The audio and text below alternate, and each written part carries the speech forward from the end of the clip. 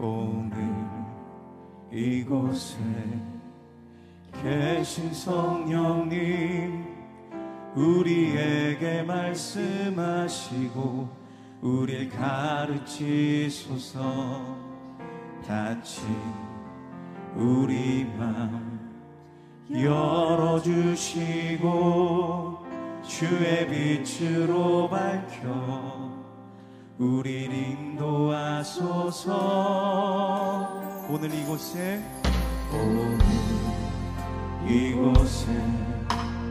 계신 성령님, 우리에게 말씀하시고 우릴 가르치소서. 같이 우리 맘 열어주시고 주의 빛으로 밝혀 우릴 인도하소서. 주님보다 앞서지 않고 겸손하게 주님의 말씀 기다리니 주님 손에 우리를 드립니다. 사랑으로 인도하소서. 아멘. 여호와께서 달로 절기를 정하시며 해는 그 치는 때를 알도다. 주께서 흑암을 지어 밤이 되게 하시니 삼림의 모든 짐승이 기어나오나이다. 젊은 사자들은 그들의 먹이를 쫓아 부르짖으며 그들의 먹이를 하나님께 구하다가 해가 돋으면 물러가서 그들의 굴 속에 눕고 사람은 나와서 일하며 저녁까지 수고하는도다. 여호와여, 주께서 하신 일이 어찌 그리 많은지요. 주께서 지혜로 그들을 다 지으셨으니 주께서 지으신 것들이 땅에 가득하니이다. 거기에는 크고 넓은 바다가 있고 그 속에는 생물, 곧 크고 작은 동물들이 무수하니이다. 그곳에는 배들이 다니며 주께서 지으신 리워 야단이 그 속에서 노나이다. 이것들은 다 주께서 때를 따라 먹을 것을 주시기를 바라나이다. 주께서 주신즉 그들이 받으며 주께서 손을 펴신즉 그들이 좋은 것으로 만족하다가 주께서 낯을 숨기신즉 그들이 떨고 주께서 그들의 호흡을 거두신즉 그들은 죽어 먼지로 돌아가나이다. 주의 영을 보내어 그들을 창조하사 지면을 새롭게 하시나이다. 여호와의 영광이 영원히 계속할지며 여호와는 자신께서 행하신 일들로 말미암아 즐거워하시리로다. 그가 땅을 보신즉 땅이 진동하며 산들을 만지신즉 연기가 나는도다. 내가 평생토록 여호와께 노래하며 내가 살아있는 동안 내 하나님을 찬양하리로다. 나의 기도를 기쁘게 여기시기를 바라나니 나는 여호와로 말미암아 즐거워하리로다. 죄인들을 땅에서 소멸하시며 악인들을 다시 잊지 못하게 하시리로다. 내 영혼아, 여호와를 송축하라. 할렐루야.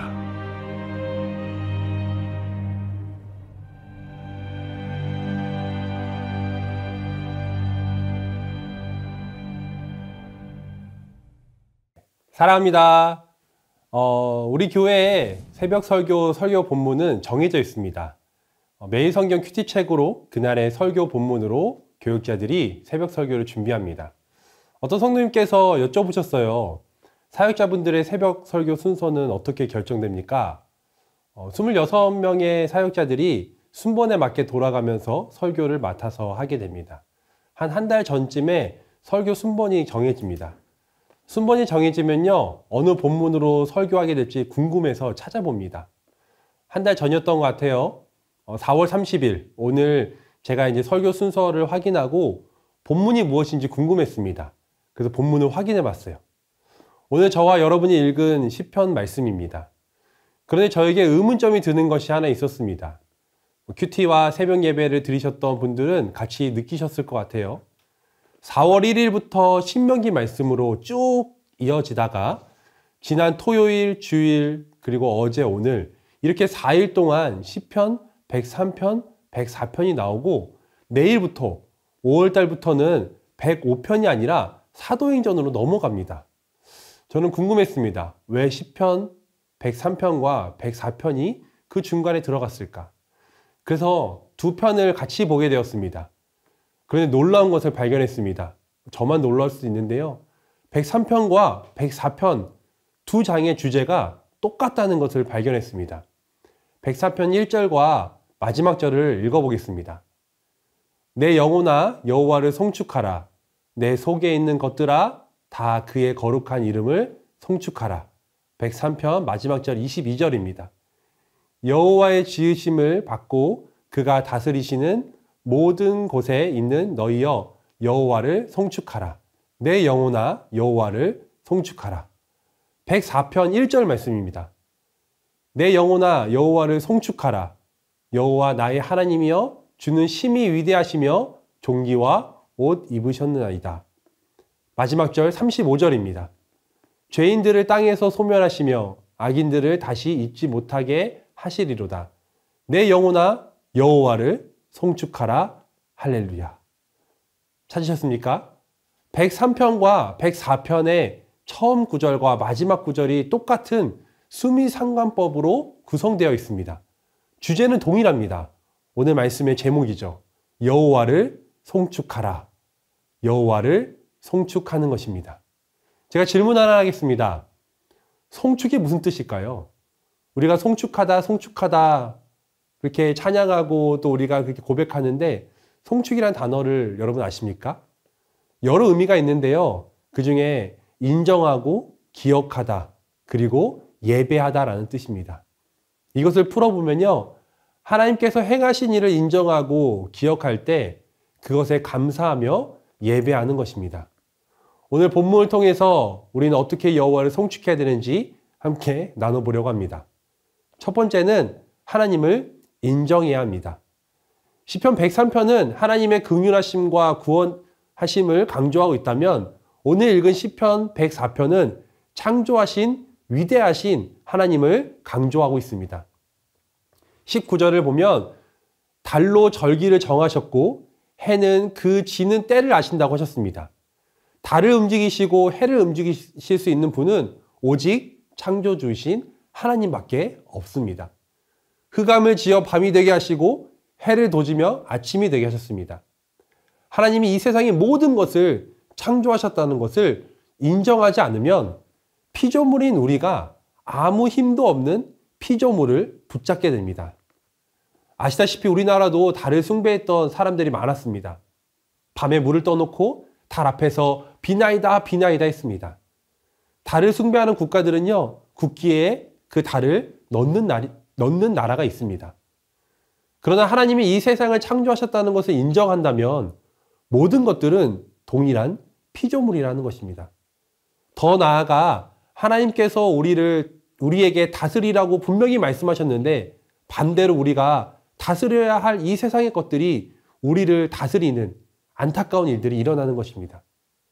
이 세상의 것들은 다 피조물이고 아무 능력이 없다는 것입니다. 세상의 모든 것을 창조하신 그 창조하신 하나님께서 능력 있는 분이라는 거예요. 부분만 창조하신 것이 아니라요, 모든 것을 창조하셨습니다. 성경에도 명확하게 기록하고 있습니다. 요한복음 1장 3절. 만물이 그로 말미암아 지은 바 되었으니 지은 것이 하나도 그가 없이는 된 것이 없느니라. 이 세상에 창조하신 것을 보고 우리는 하나님의 창조하심을 인정해야 합니다. 이 비유가 맞는지 모르겠는데요. 요즘 로봇이 만들어지고 있습니다. 그런데 로봇을 만드는 사람이 대단하지 로봇 자체는 능력이 없습니다. 로봇에게 능력이 있어 보인다고 로봇을 숭배하고 로봇을 찬양한다면 얼마나 어리석은 일일까요? 이 세상의 모든 것들은 동일한 피조물입니다. 창조주이신 하나님을 인정하고 하나님을 예배해야 합니다. 무엇보다 저와 여러분은 하나님이 창조하셨습니다. 유일하게 말씀이 아니라 직접 손으로 빚으시고 만들어 주셨습니다. 특별한 존재입니다. 저 여러분은 하나님이 창조하신 소중한 존재이고 이 세상의 모든 것들은 하나님이 창조하셨다는 것을 인정해야 합니다. 두 번째는 하나님을 기억해야 합니다. 24절을 볼까요? 여호와여 주께서 하신 일이 어찌 그리 많은지요. 주께서 지혜로 그들을 다 지으셨으니 주께서 지으신 것들이 땅에 가득하나이다. 24절에도 하나님이 창조하신 것에 대한 기록이 있습니다. 부분만 하신 것이 아니라 다 지었다고 기록하고 있습니다. 인정하는 것에 끝나는 것이 아니라 하신 일들을 기억해야 합니다. 하나님께서 창조만 하고 끝내신 것이 아니라 다스리시고 지금도 다스리고 계십니다. 27절을 보면 이렇게 나와 있습니다. 이것들은 다 주께서 때를 따라 먹을 것을 주시기를 바라나이다. 피조물들이 창조 주신 하나님께 구합니다. 그때 하나님께서 어떻게 말씀하시나요? 28절 주께서 주신즉 그들이 받으며 주께서 손을 펴신즉 그들이 좋은 것으로 만족하다가 창조만 해놓고 땡이 아니라 다스리시고 보호해 주시고 채워 주십니다. 하나님께서 너무 감사하게 저희 가정에 3명의 생명을 주셨습니다. 아내를 통해서 세상에 태어나게 되었습니다. 태어나면 끝일까요? 뱃속에 있을 때도 때에 맞게 영양분을 주기 위해 아내는 잘 먹었습니다. 아이를 생각해서 먹지 않고 좋은 것만 먹었습니다. 아이들의 뱃속에 있다가 이제 엄마가 준 그 영양분을 받고 건강에 자라서 세상에 나왔습니다. 태어나면 끝일까요? 태어나서 또 때에 맞게 먹을 것을, 필요한 것을 주었습니다. 하나님께서도 창조하고 끝이 아니라 때에 맞게 채워주시고 공급해 주십니다. 우린 그것을 기억해야 합니다. 그런데 우리가 정말 기억해야 하는 것은 무엇일까요? 우리가 정말 기억해야 하는 것은 창조주이시고 공급자이신 하나님을 기억해야 합니다. 우리는 하나님이 무엇을 주셨는지 기억하려고 합니다. 제가 아이를 낳아서 길러 보니까요, 저희 부모님이 가장 많이 생각났습니다. 예전에 몰랐던 것을 알게 됩니다. 저는 제가 5살 때 저희 부모님이 저에게 무엇을 주었는지 모릅니다. 26살까지 부모님과 함께 살았는데요. 26살에 부모님이 무엇을 주었는지, 어떤 반찬을 해주셨고 또 어떻게 저를 채워주셨는지 모릅니다. 그러나 때에 따라 가장 좋은 것을 주셨고 그렇게 가장 좋은 것을 주셨기에 지금 이렇게 건강하게 자라서 이렇게 여러분 앞에서 설교할 수 있는 것은 다른 분이 아니라 저희 부모님 덕분이라는 것은 기억합니다. 하나님이 무엇을 주셨다는 것을 기억하는 것이 아니라 때에 따라 여러분에게, 저에게 가장 좋은 것을 주신 분이 창조주 하나님이시라는 것을 기억하는 것입니다. 부모가 되니 알겠더라고요. 분명 저희 부모님도 제가 어렸을 때, 또 청소년 시기 때, 청년 때에 결혼하기 전까지 지금도 부모님 입장에서 가장 최고의 것을 주셨다는 것을 알게 되었습니다. 제가 원하는 것이 아니라 저에게 필요한 것을 저희 부모님은 주셨습니다. 이처럼 창조주이신 우리 하나님 아버지도 때에 따라 여러분에게, 저에게 우리가 원하는 것보다 우리에게 필요한 것, 가장 좋은 것을 주십니다. 창조주이신 하나님을 인정하고 하나님을 기억하십시오. 육체적인 침해보다 더 위험한 게 영적인 침해라고 합니다. 창조주신 하나님을 기억하며 나아가는 여러분이 되길 소망합니다. 마지막 3번째입니다. 3번째는 하나님을 예배하십시오. 33절을 보겠습니다. 내가 평생토록 여호와께 노래하며 내가 살아있는 동안 내 하나님을 찬양하리로다. 모든 것을 창조하시고 지켜주시고 인도하시고 때에 맞게 채워주신 그 하나님을 기억한다면 우리는 하나님을 예배해야 합니다. 하나님을 예배한다는 것은 무엇일까요? 예배하는 것이 여러 가지 의미가 있는데 저는 그 중에 하나를 여러분에게 말씀드리고 싶습니다. 예배라는 단어, 그 영어로 예배를 worship 또는 service라고 얘기합니다. 이것을 풀어보면 경배 또한 봉사입니다. 좀 더 쉽게 말씀드리면 주일에만 경배하는 것이 아니라 주일 하루만 예배하고 나아가는 것이 아니라 평소에 봉사하며 평소에 예배하며 나아가야 한다는 것입니다. 어느 날 하나님께서 저에게 그런 마음을 주셨어요. 재선아, 믿음 생활만 하지 마. 믿음 생활만 하지 마? 그게 무슨 뜻일까? 하나님께 계속 기도했습니다. 하나님, 믿음 생활만 하지 말라는 게 무슨 뜻입니까? 저에게 주신 마음은 뭐였냐면요. 믿음 생활은요, 주일 예배에 한 번, 주일에 한 번만 교회 가서 예배 드리는 것을 믿음 생활이라고 합니다. 그런데 믿음 생활에서 끝나는 것이 아니라 생활 믿음으로 나아가야 합니다. 주일에 한 번 출석을 위해서 한 번 예배 드리는 것에 끝나고 만족하는 것이 아니라 주일이 지나고 우리가 정말 그 삶 속에서 예배로 이루어져고 예배로 나아가야 된다는 거예요. 주일날 예배를 보고 월요일부터는 그 예배를 보여줘야 합니다. 주일날 예배의 삶을 보냈다면 월요일부터 삶의 예배가 되어야 합니다. 주일 한 번만 믿음 생활하는 것이 아니라 생활 믿음으로 나아가야 된다는 거예요. 주일의 의미는 우리 달력에 기록된 빨간 날이 주일이 아닙니다. 주님의 날을 주일이라고 합니다. 월, 화, 수, 목, 금, 토 주일이 아니라 주일. 매일이 주일 같은 매일매일 주님을 기억하며 예배하는 그런 삶을 사는 여러분에게 소망합니다. 두 청년이 주일날 예배를 드리고 예배당을 나오면서 이렇게 얘기했다고 합니다. 한 청년이 이렇게 얘기했어요. 야, 드디어 예배가 끝났다. 다른 청년이 그걸 듣고 이렇게 예배합니다. 이렇게 얘기합니다. 야, 드디어 예배가 시작되었어. 사랑하는 성도 여러분, 우리가 주일날 예배를 드리고 교회 문을 나갔을 때 예배가 끝나고 나가는 것이 아니라 예배가 시작되는 것입니다. 사도신경으로 시작해서 찬양과 말씀이 있고 주기도문으로 끝나는 것이 예배가 아니라 우리의 삶 속에서 하나님을 기억하고 하나님을 인정하고 하나님 마음을 다하여 봉사하고 말씀과 기도로 나아간다면 그것이 바로 삶의 예배, 믿음 생활 믿음이라는 거예요. 말씀을 마무리하려고 합니다.